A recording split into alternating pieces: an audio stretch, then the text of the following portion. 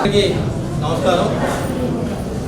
నా యందు దయించి మీరందరూ కూడా పిలిచినందుకు, మీరందరూ వచ్చినందుకు కూడా అందరికీ హృదయపూర్వక నమస్కారాలు.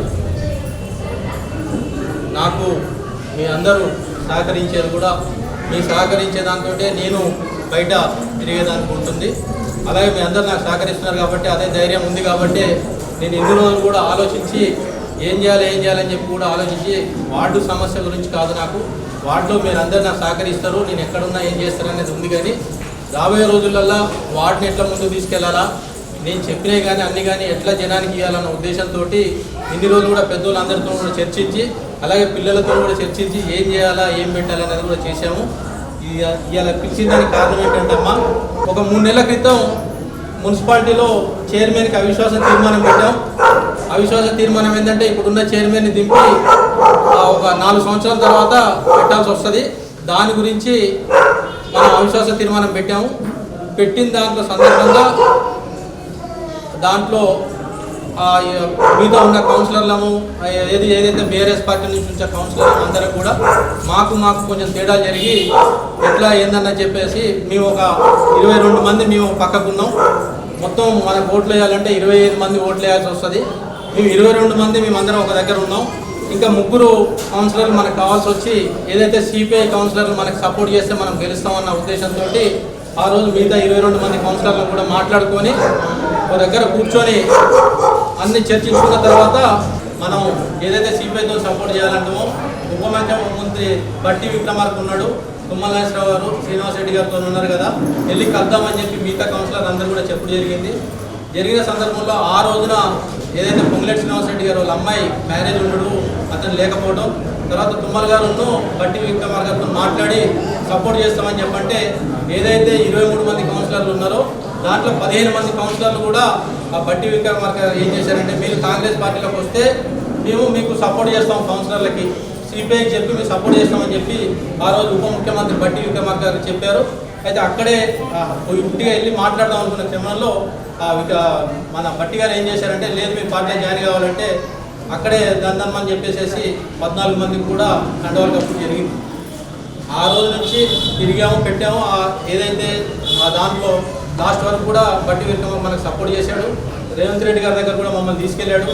రేవంత్ రెడ్డి గారు నాకు మాట ఇచ్చింది ఏంటంటే, లేదా నీకు ఎందుకు మంచి భవిష్యత్తు ఉంటుంది, నేను చేసి పెడతాను చెప్పి కూడా రేవంత్ రెడ్డి గారు నాకు స్వయంగా చెప్పిండు.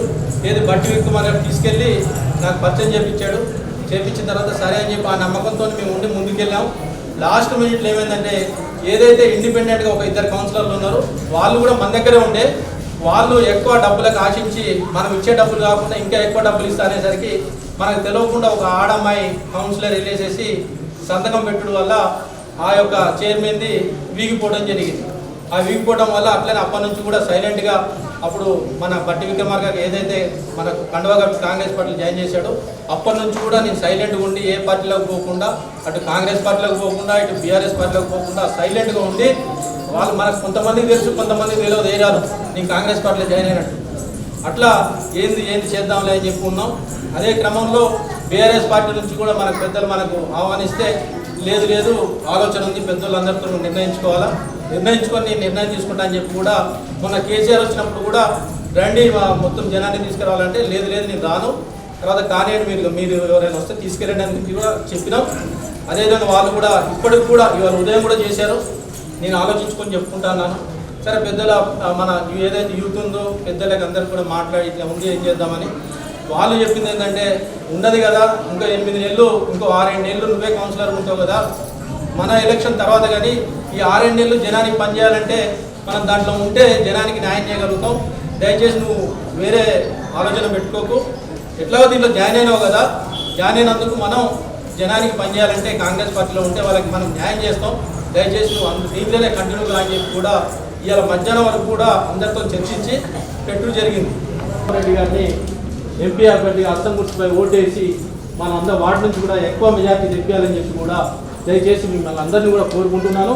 అదేవిధంగా ఇంకొకటి కూడా ఈ యొక్క క్రమంలో ఏదైతే నేను పోలేదు, వాళ్ళు పిలిచినప్పుడు కూడా మనం పోనప్పుడు వాళ్ళు ఎట్లా పని చేసుకోవాలి కదా వార్డులో నుంచి, వాళ్ళైతే ఆగరు కదా, మనం రాలేదని చెప్పి పార్టీ అయితే ఆగరు కదా, వాళ్ళకి ఏదో ఉంటాయి కదా, వాళ్ళ క్రమంలో ఉన్నోళ్ళతోటి జనాన్ని కానీ వాళ్ళని కానీ తీసుకోవడం జరిగింది. అప్పుడన్నా కూడా నాకు సంబంధం లేదని చెప్పాను. మీరు ఎట్లయితే నడిపించుకున్నారో అట్లే నడిపించుకోండి, నేనైతే రాను, నేనైతే ఓట్లేపిస్తాను, కాంగ్రెస్ పార్టీకి ఓట్లేపిస్తాను అని చెప్పడం జరిగింది.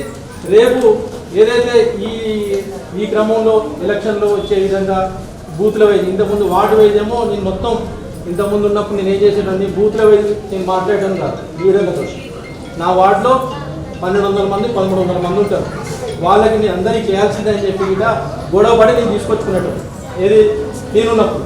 ఇప్పుడు మాత్రం ఆ జోలికి పోకుండా ఏది ఎలక్షన్ల ముందు అయ్యేది వాళ్ళు ఏమైనా ఇచ్చినా పెట్టినా చెప్పేసేసి ఆ విషయంలో నేనే తీసుకెళ్ళి పెట్టుకున్నాను.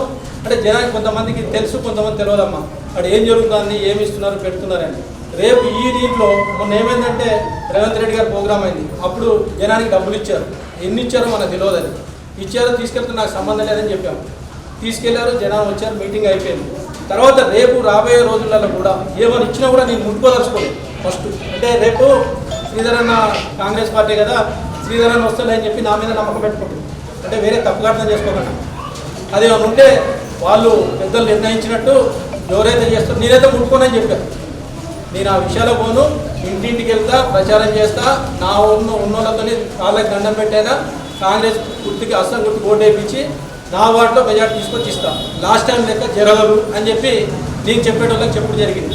రేపు ఏమైందంటమ్మా, నాకు దయచేసి నా మొబైల్ చూసి నన్ను ఆశీర్వదించినట్టు ఇచ్చేసి ఇప్పుడు కాంగ్రెస్ పార్టీకి మన వార్డు నుంచి గిట్ట ఎక్కువ మెజార్టీ ఇచ్చామనుకోండి, రేపు నా విలువైందన్నది వాళ్ళకు కూడా తెలుస్తుందన్న ఉద్దేశంతో మీ అందరినీ పిలిచి దయచేసి ఇది ఒక్కసారి లాస్ట్ టైం అసెంబ్లీ అప్పుడు ఏం జరిగిందో మీరు అందరూ చూశారు. అసెంబ్లీ అప్పుడు నేను చాలా తలకాయ కిందకి వేసుకున్నాను. మన వార్డులో అంతా నా మనుషులే, ఎవరు బయట లేదు. చూస్తే 100 ఓట్లు మెజార్టీ, 100 ఓట్లు అవతల వాళ్ళకి 500 పడ్డాయి, మనకి 650 పడ్డాయి. అసలు మనకు 100 ఓట్ల మెజార్టీ ఏంది, దగ్గర దగ్గర 600-700 800 ఓట్లు మనకు పడాలా. అవతల ఓట్లు పోతే 200-300 ఎవరైనా వేస్తారు అని చెప్పి అనుకున్నాం. కానీ ఈక్వల్గా వచ్చి 100 ఓట్ల మెజార్టీ వచ్చడం వల్ల అక్కడ కూడా నాకు ఇన్సిడెంట్ అయింది. నేను ఎక్కడ పోయినా కూడా నేను తిరగకపోయినా నేను బయట తిరిగినా వదిలేని తిరిగి ప్రతి ఇంటికి వెళ్ళి చెప్పమని చెప్పిన. అప్పుడు చెప్పారట, ఇది నీ ఎలక్షన్ కాదుగా అమ్మా, నువ్వు ఎందుకు బాధపడుతున్నావు, నేను ఏదో చేస్తాగా, మేము చేస్తానులే, నువ్వేం ఇబ్బంది పడగలను చెప్తే వద్దామని నువ్వు మాట్లాడకలేదు, సరే వాళ్ళ ఇష్టం ఆలోచించుకోని అని చెప్పి కూడా నేను చెప్పుడు జరిగింది సేవలకి. అదే విషయంతో రేపు రాబోయే ఎలక్షన్లో కూడా ఏదైతే ఎంపీ ఎలక్షన్లు ఉన్నాయో దయచేసి నా మాట పోకుండా నా విలువ కాపాడి మన వార్డు నుంచి కాంగ్రెస్ పార్టీకి అత్యధిక మెజార్టీ ఏ వార్డులో జరగనండి, మిగతా వార్డులలో రానని ఓట్లు నా వార్డులో 36 వార్డులో వస్తే నాకు మీరు విలువిచ్చి నేను రోడ్డు మీద నిలబడడానికి మీరందరూ కూడా సహకరించినట్టు నేను భావిస్తానని చెప్పి కూడా మీ అందరికీ తెలియజేస్తూ మీ అందరికీ ఆశీర్వదించాలని చెప్పి కోరుతున్నాను. అక్కడే దయచేసి ఆలోచించాలన్నా రాబోయే రోజులలో నేను వార్డు అంటే వేరే తప్పుగా అర్థం చేసుకుంటున్నాను, తప్పుగా నన్ను అర్థం చేసుకోకండి. నేను వార్డు స్థాయి నాయకుడిని కాదు, అది నాకు పైలతో గొడవలు జరుగుతున్నాయి. వాళ్ళు ఏంది, వీడు ఎదిగితే ఎమ్మెల్యే సీట్ కావాలంటాడు, వీడు మళ్ళీ ఎదిగితే మళ్ళీ మనకి ఇబ్బంది అవుతుందని చెప్పి మొత్తం నా మీద ఎఫర్ట్స్ మొత్తం పెట్టారు అన్ని పార్టీ వాళ్ళు. అన్నీ అంటే నేను పేర్లు చెప్పడం అనవసరం, కానీ ఒక భయం అనేది వాళ్ళకి, ఈ శ్రీధర్ అనే వ్యక్తి ఎదిగితే మనకి ఇబ్బంది అవుతుంది అనేసి వాళ్ళందరూ పెట్టినా కూడా నేనేం సైలెంట్గా నా వంతుగా నేను చేసుకుంటే నాకున్న పరిచయాల కొద్ది. నాకు నిన్న తుమ్మలేశ్వరరావు ఫోన్ చేశారు, అరే బాబు నువ్వు వేరే పిచ్చి ఆలోచనలు పెట్టుకోకు, పార్టీకి పనిచేయి, పార్టీకి పనిచేసి అక్కడ మెజార్టీ తెప్పించుకో, రేపు నిన్ను ఎవరు కాదంటారో నాది బాధ్యత అని చెప్పి తుమ్మల గారు చెప్పడం కూడా జరిగింది. బట్టి గారితో నేను ఉదయం ఫోన్లో మాట్లాడా, సార్ ఇట్లా ఉంది పరిస్థితి, నేను బయటికి వెళ్ళి నేను అనౌన్స్ చేస్తున్నాను, మంచి పని చేస్తున్నావు శ్రీధర్ నువ్వు కానీ అని చెప్పి కూడా బట్టి గారు కూడా చెప్పడం జరిగింది. ఇవన్నీ కూడా మాట్లాడి ఇవాళ నిర్ణయం తీసుకొని రేపు అమావాస్య ఇవన్నీ బాగాలేవని చెప్పి అడవుడుగా పెట్టేదానికి కారణం ఇవాళ మంచి రోజు అని చెప్పి పెట్టడం జరిగింది. దయచేసి మీ అందరూ కూడా తప్పుగా భావించకుండా నన్ను మీరు ఎప్పుడు కూడా ఆశీర్వదించాలని చెప్పి మీ అందరినీ కోరుకుంటూ మళ్ళీ చెప్తున్నాం ఒకటే, దయచేసి ఒక్కటి మాత్రం ఆలోచించుకుంటామా, రేపు ఎంపీ ఎలక్షన్లో మరీ ఎందుకు చెప్తున్నానంటమ్మా, మొన్న అసెంబ్లీ ఎలక్షన్లో నాకు కొంచెం అక్కడ అవమానం జరిగింది.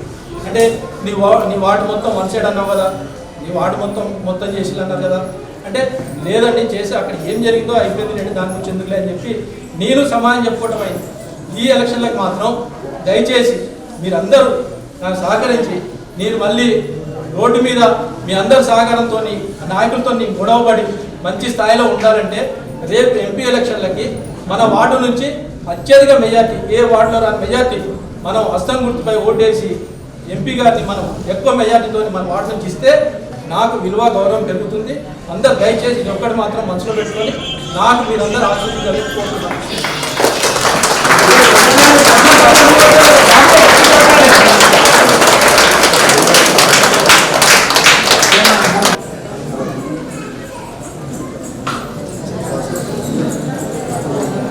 వార్డు కౌన్సిల్ గారు వాటి ఏ రకంగా మన బస్తీలో మంచి కావాలి, ఏ విషయమైనా సరే అతను ఏ రకంగా అయితే మన బస్తీ గురించి సేవ చేశాడో, ఏమేమి కావాలన్నా కూడా అతను ఉండి చేయించాడో ఆ పనులని మనం గుర్తుపెట్టుకొని అదేవిధంగా ఆయన చెప్పినటువంటి మాటలు దృష్టిలో పెట్టుకొని ఆయన చెప్పినట్టు అతన్ని మనం సహకరిస్తే రేపు రాబోయే రోజుల్లో మంచి రోజులు ఉన్నాయి. కాబట్టి మీరందరూ కలిసి మనం అందరం మన బస్సు వాళ్ళందరం కలిసి అతను చెప్పినటువంటి మాటలు దృష్టిలో పెట్టుకొని హస్తంపై ఓటేసి మనము అతని మెజార్టీ చూపెట్టాలని చెప్పేసి మనం 36 వార్డు నుంచి కోరుకుంటున్నాం.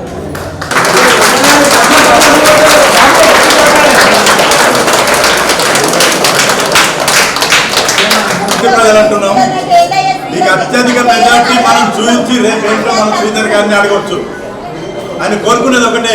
నేను అక్కడ పోయి వాయిస్ ఇవ్వాలంటే, నేను గట్టిగా అడగాలంటే మీరు నాకు మద్దతు ఇచ్చి కొత్తగూడెంలో ఏ వార్డులో లేనటువంటి మెజార్టీ మీరు కల్పిస్తేనే అక్కడ నాకు పవర్ ఉంటుంది, బలం ఉంటుంది. నేను అక్కడ బల్ల గురించి మాట్లాడడానికి నాకు ఇది ఉంటుంది అనే ఉద్దేశంతో శ్రీధర్ గారు మనకు చక్కగా చేశారు.